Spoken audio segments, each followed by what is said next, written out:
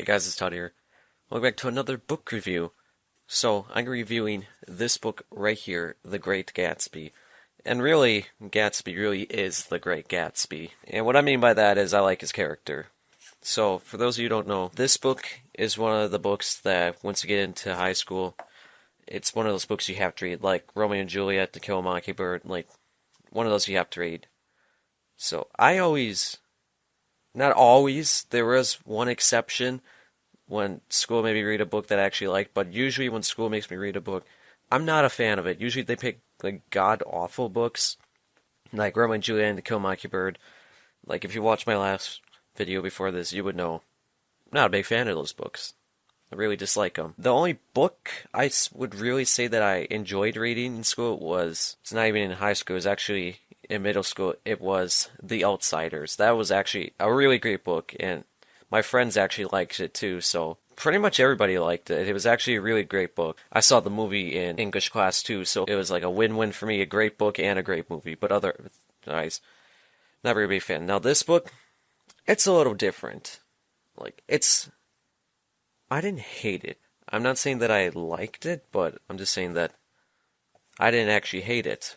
So that's a step in the right direction from I just hate this book that school made me read. Just keep in mind that I probably missed some details in the book. I didn't like keep a summary and I had to do assignment questions as I was reading these for English class. I read 140 pages yesterday. There's 180 pages. That's 7 out of 9 chapters just yesterday because I wanted to get this done so I can read other books. But I thought that this book good enough for a video I wanted to do it.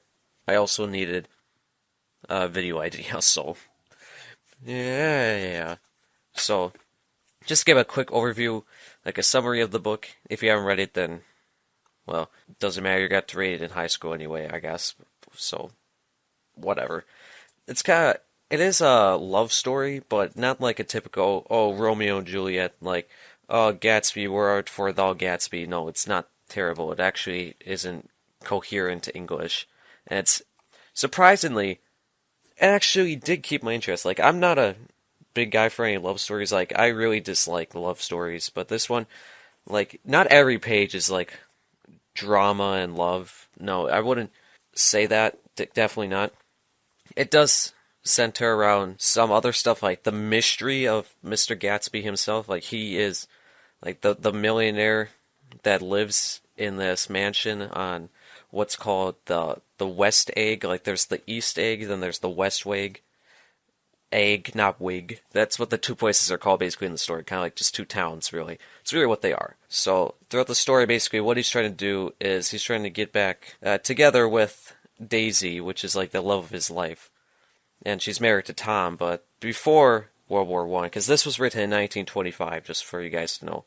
So before World War One, they were in love, and he was actually served in the war. Not exactly, I don't remember exactly what part in the war, but he served in World War One. And throughout the whole book, basically, he's trying to get back together with Daisy because they were in love with each other before the war, and now they finally meet 5 years later. And so throughout the book, that's basically what it's trying to do. It's also like there's this mystery to where Gatsby came from, like what's his childhood memory, and it's through the perspective of, well, it's not a single.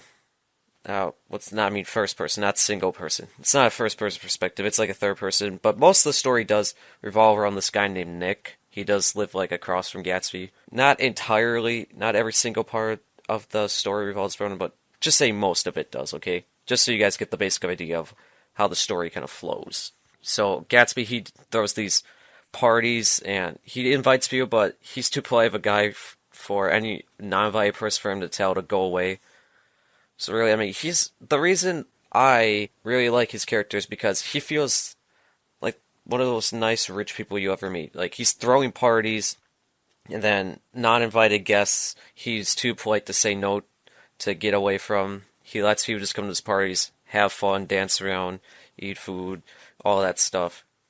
And so I really like him for that. And he doesn't, and throughout the book, he was actually a really nice guy, like, throughout the whole time. So that was actually really nice of his character.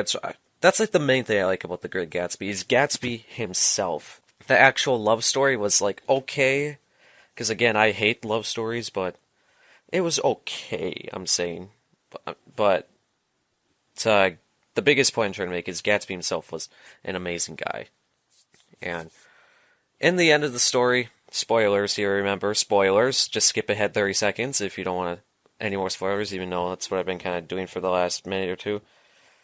George Wilson, which is just one of the characters, like one of the friends of Nick, he learns that his wife was having an affair, and then Tom, which was Daisy's husband, tells George that his wife, because she was run over by a car, and it was actually an accident, he tells that that car was Mr. Gatsby's car. Now, he didn't say that Daisy was driving the car, but Gatsby was in the car at the time, and it was actually an accident. Like, if you read the book, it explains the accident from Gatsby's perspective.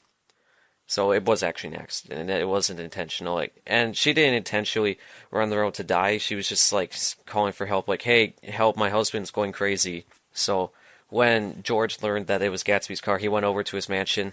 He shot him, and then he shot himself. And it shows, like, at the funeral that not a lot of people attended Gatsby's funeral, and a lot more people attended his parties. And that's because they didn't actually like Gatsby. They just liked his parties he'd thrown.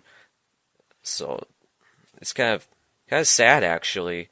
Like, all these people attend your parties because you're rich and they want free stuff, free parties. And then when it comes to your funeral, it's like, what, 10 people showed up? It's kind of sad when you think about it. Like, that's sad. Like, he's like the nicest person in the story, probably. And then it's just sad. Overall, I give it like a 5.5 out of 10 stars.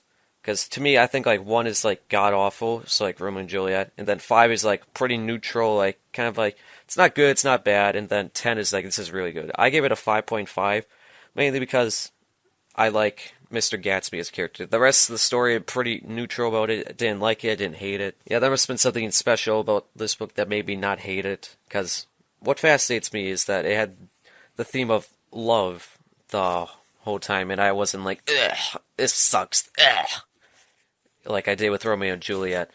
I mean, Romeo and Juliet, I laughed at some of the jokes. Like, I pull up my naked weapon at that's probably like the only line I like from Romeo and Juliet, but yeah, otherwise, it's an okay book. Would I recommend it?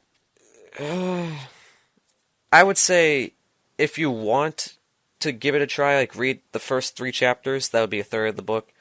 Then if you don't like it, then just ditch it. If you like love stories, then go right ahead.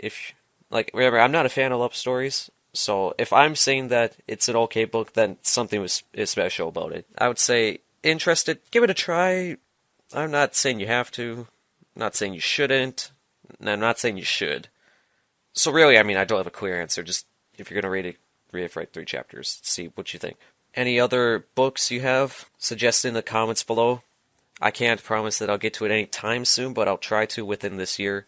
Because I'm going to try reading a book a week, and then also 2 or 3 books at once, so I can get through a lot of books this year. It's my plan.